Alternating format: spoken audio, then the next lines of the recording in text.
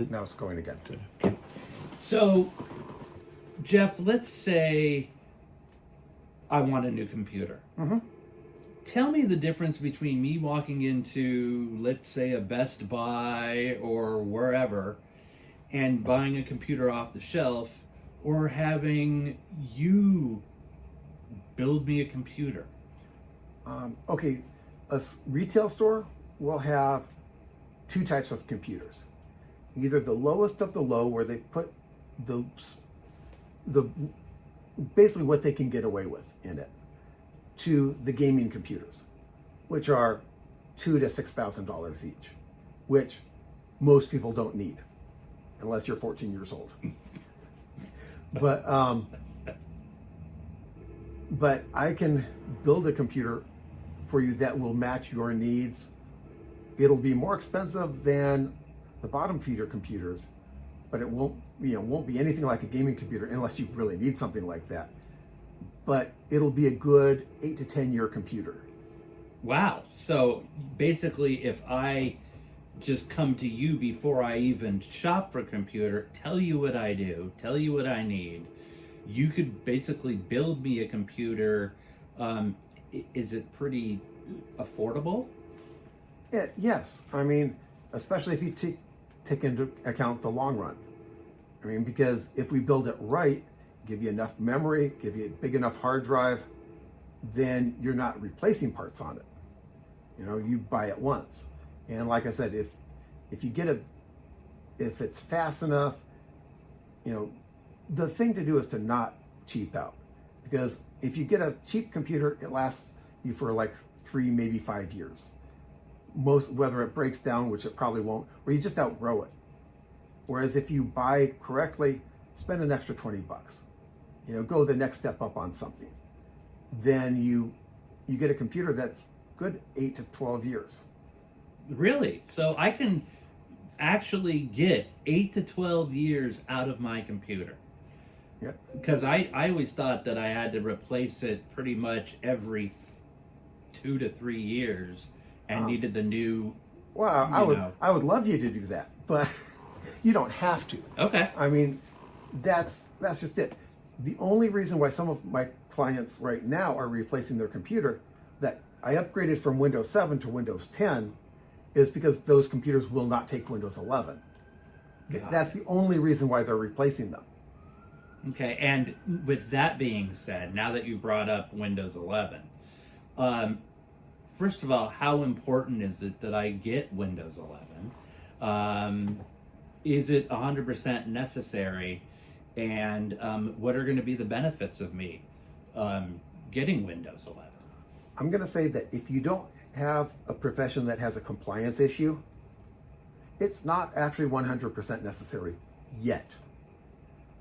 The trouble is that Microsoft gave their last update to Windows 10 in October, which means that they're not fixing problems. So is that a problem right now? Not really. But every single month that they don't give fixes for flaws that people have found in it is another month in which it's more vulnerable. It will become more and more vulnerable as time goes on. And when you say vulnerable, you're referring to what? I'm referring to maybe ads on websites that can cause, find flaws in Windows to cause Windows to actually download things that don't belong on your computer. Like viruses. And viruses is a generic term. That's a whole nother story, but it's a good catch-all phrase for all of the malware, which is what we call it. It's just basically bad stuff. Okay, so in 1 or 2 sentences, describe to me what malware is. Malware is anything that does something on your computer that you didn't want on your computer and isn't benefiting you. Is it, does malware, is it basically a hacker trying to get my information, or is it just something that's going to make my computer run slow? What is the danger of viruses and malware and stuff like that? Yeah. Malware is like saying disease, where virus is a specific type of disease. And so the answer to your question was all of the above. basically it covers everything that, because they can come in, they can encrypt your stuff, do ransomware. They can read your keystrokes on your keyboard to get your bank passwords. I mean, that's some of the worst case stuff. Some of the benign stuff is they'll use your computer for cryptocurrency mining, which doesn't sound all that bad, except one, it runs up your electricity bill. Two, it means that your computer is slower because someone else is using it at the same time. And two, sometimes they run it so hot that it can actually cause damage to the components in your computer if they're greedy enough to, to run it that fast. So, See, I had no idea that was even something that happened, especially the cryptocurrency aspect of it. What, if anything, if I were to buy a computer today, what should I look for as far as how much memory do I need, how much RAM, or what other things should I look, processor speed, what should I look for in a, let's say I want to go kind of not basic, but I want to go the next step up. Right. Okay. So business average. A lot of home users can use business average. You probably want an i5 processor. If the i7 is cheap, get that. You want... You're referring to Intel? Intel, okay. Yeah. AMD, I am not a fan of. Okay. But, and I can give reasons. But with, for the processor, an Intel i5 or better, or the AMD equivalent.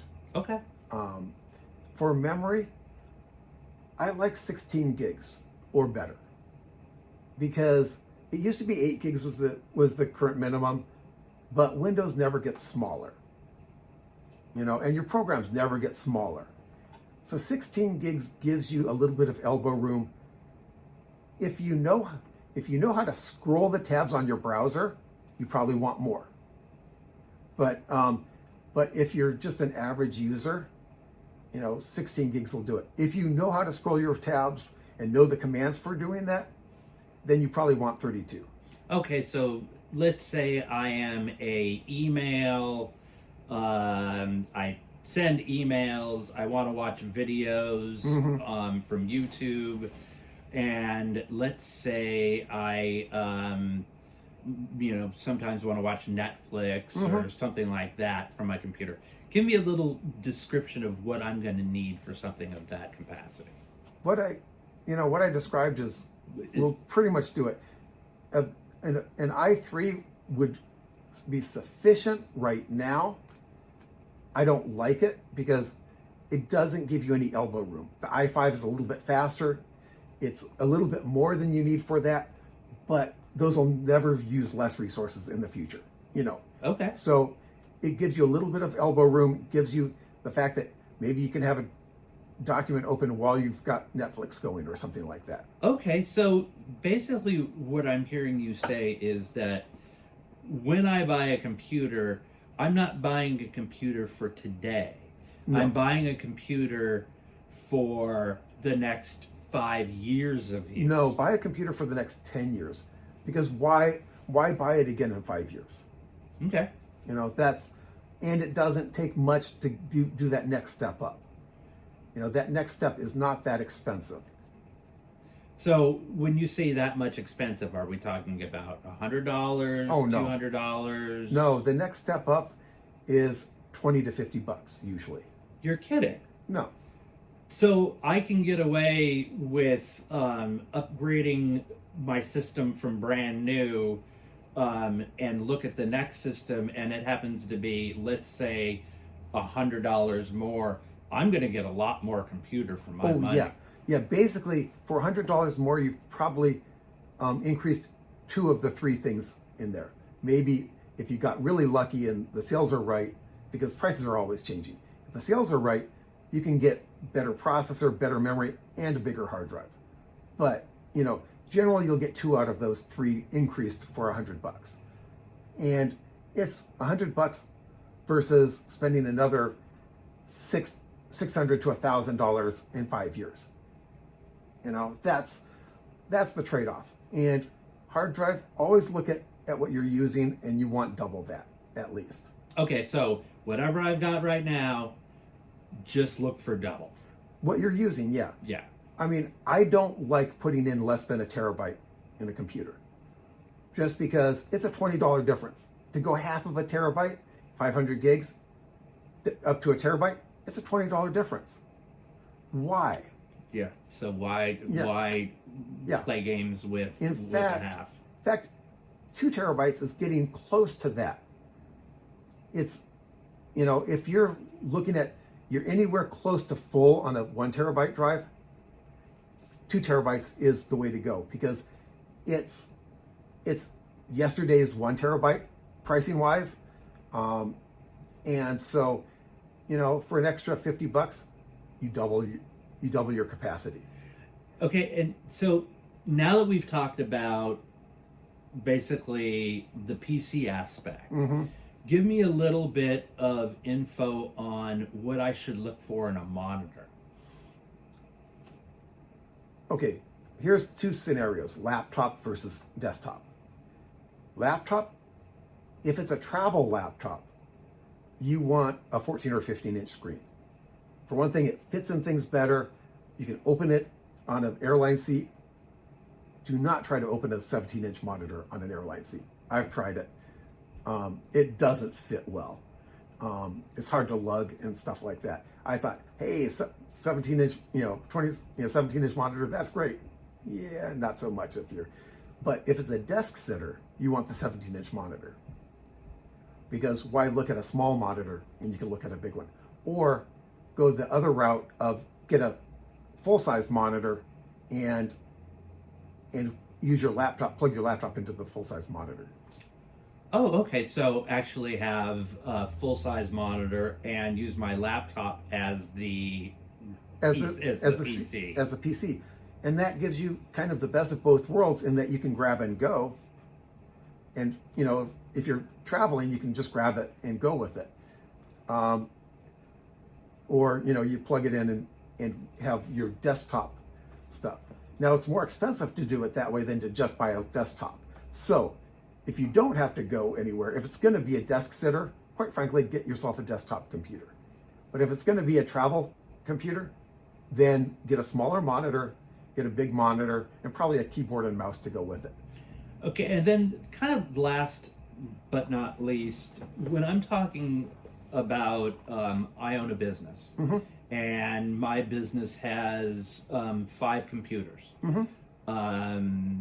Would you say that's a small network? Is that a reasonably large network? Oh no, that's a small network, and it's kind of like the minimum of when they'll actually start being networked together. Okay. Because smaller than that, they're usually individual. They're all going to the internet and not talking to each other. Okay, so let's say I've got my company is growing, and I want to change to, I need 10 computers, and I need those 10 computers to be able to communicate with each other. First of all, explain the communication between the computers and why that's a benefit. On the low side of that, the small side, people can share files back and forth.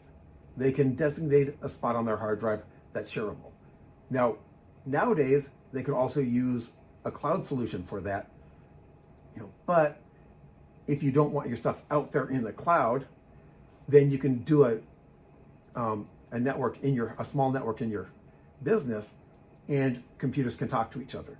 Or you can set up a separate computer, a mini computer that is basically just hard drives with networking, and then then everyone looks at those drives, and every file on there is shared by everyone in the business. Okay, and so explain to me a little bit about you're going into a medium-sized business. What are you looking at? What are you looking for? What do you recommend? Let's say an accounting business, like an accounting firm or a law firm, or let's say I have a brand of some kind where I sell a product. Tell me a little bit about the different things that you would do when you come in. I would look at one, I mean, the basics. What workstations do they have? What server do they have? Are they adequate? Are they current? Like Windows 10. There's also older server software is no longer supported. So if they have any kind of compliance issues, those need to be updated. Okay, and when you say compliance issues, tell me just real quick about. Like for financial or medical, you've heard of HIPAA. Yes. Okay, that's for medical. Financial has its own. Other places that deal with personal information, especially in California here, there are special rules just in California about securing people's data. So when I get those things in the mail that say so and so has had a breach, it's because their software either wasn't compliant or it was compliant and it still got hacked anyway. Right. Yeah. So you can help prevent that that hacking aspect into my system. Yeah. I mean, if they got hacked and they're not compliant, then they get double hit because they get whatever losses happened to them from the hack. Plus, the government's going to come down on them for however much. I mean, either thousands to tens of thousands, hundreds of. If it's a big enough company, it's in the millions. You know, so if they're not compliant, then they can get, then they get it from both ends. And that's the main reason for compliance. I mean, yes, compliance will stop most of the hacking. Someone who really, really, really wants in, I'm going to be perfectly honest, they're going to get in. Right. I mean, there is nothing that you can do to stop a very determined group, not a single person, but a group that is working to get into it. And when you say that about these groups, are they really targeting the individual? No. They're going more after large corporations and stuff. Now, if you're a big name, if you're famous, or if you have lots of zeros in your bank account, following the first digit, then they might target you if they know that you exist. But mostly, they're going to target the bigger companies. Most people are basically getting hit by, the shotgun effect. They're just throwing stuff out there and hoping they land something. It's kind of like throwing out 10 fishing lines out the back of the boat. They're not going after a fish. They're just looking to get, any fish. Got it. And so no specific fish, but they're looking for just any fish that'll bite. Right. And they're not picky about what that fish is. Right. Okay. Yeah, and that's why most computer security is to not be the low-hanging fruit. Okay. The drive-by stuff like that, the shotgun effect, that you can protect against. But the really targeted stuff, you can make it harder. You can discourage them. Maybe they'll look for someone else who isn't as secure. It's kind of like locking the door on your car. Determined guy's going to get in. But most thieves just go around testing the door handles to see if it's unlocked. That's a perfect example of what we're thinking. And so, last question.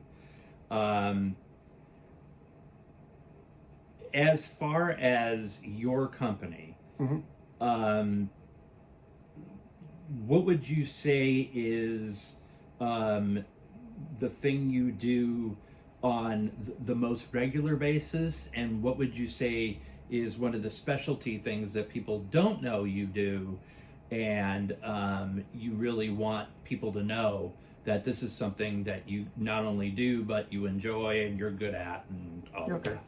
Yeah. Well, on a regular basis, fixing problems. People call us with a problem. If they're on a contract, we just hop on their computer and do it. If they're not on a contract, they usually bring their computer in, or we go out to their site, which we can do, especially if it's a networking issue. Then, they can't bring their computer in for that. But, and if it's a corporate client, they're usually server or network based, so we're usually remoting in or visiting them. They don't usually bring their computers in. So that's the common thing. The thing that people don't know that we do cybersecurity training, and that prevents a lot of stuff. Because here's a statistic that I heard from someone else who does cybersecurity training, is that about a third of employees will click on any email. That's, if you've got 10 people in your company, that's 3 people that are Just you're clicking wide on open. anything that comes up. Yeah. Now, here's the thing. If most cybersecurity insurance, and you can get cybersecurity insurance, and we have sources for that too, but they usually have a clause in them that says that if you're infected through negligence, which is clicking on a link, you're not covered. Okay. So you can be wide out open. Now, one of the things that you can do, if you can prove that you've got cybersecurity training, you can show that at least you're not negligent. Maybe someone blows it. People can make mistakes. There's some really good emails out there that I would have trouble spotting. So, another defense against that would be a good firewall that prevents known bad sites from connecting with you. So that if you click a link and it goes to a known bad site, the firewall just says no. Okay, But, that makes sense. But yeah, getting cybersecurity training gets most of your security. I mean, I sell computer security, and that's great, but most computer security comes right here. I mean, it's what we call the keyboard share interface. Okay, so cybersecurity is something that not only you offer, but it is something you teach. Yes. Is that a course that we would come to you and learn about cybersecurity? Will you come into my company and teach us about cybersecurity? How does that work? Okay. If you're small enough, yeah, come on down. But if you're big enough and you have a room for me to do it, I can do it. Also, it's not just me telling people what to do, because you can tell someone what to do, and they'll either do it or not do it, quite frankly. Right. But part of it is sending out at random times fake emails. Send out fake spam to these guys. And so if they click the link, then they get on a training list that they need more training. And I think that's a trial by fire. Yeah, and here's the thing: do they want to be? The first time you just it's a training video. That's fine.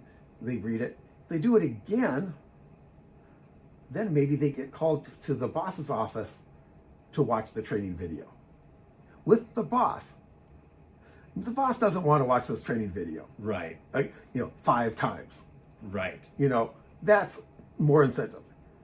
After 3 or 4 times, the company really needs to make a decision. Now, sometimes the person is valuable enough that we just lock their computer down, make sure that they don't have access to anything that can hurt the company, and let them do their thing, because there are some people that no matter what will click. But if they're valuable enough, you accommodate that. Okay. And there's a way to do that. Mostly. Okay. I'm never going to say 100%. Right. But mostly, yes. But if they're not that valuable, well, decision time. Yeah. Okay. And so the only thing I would ask next is what makes your company, being Simi Valley Computer and IT Solutions, What makes you different than the next guy, the next IT person or company, or what kind of makes you stand out? Well, I've been doing this since my dad bought a Radio Shack TRS 80, which is, I believe, came out in 85 or 86. So, I've been doing this forever. This has been my life. I've always had a really dislike of cyber criminals, and I've been involved in the antivirus forums when viruses were pretty much the only thing that could happen to a computer since before the internet was around. There were forums that were available before that. Wow. So, I've been immersed in it for a long time, and I just bring that expertise. That's great. And anything else you think we should know before signing off? If you're in doubt, don't click. If you're in doubt, do not click. Well, and call me if you have questions. That's so basically your line is open, your email, and SimiIT.com. SimiIT.com. You can basically schedule an appointment there. If you don't have time to call me, or if it's a weekend and I'm not available, or or anything else, you can make an appointment, and it looks at my calendar, picks an open time. That sounds great. So thank you so much for your time, and we're going to get people to know who you are. Thank you very much. You got it.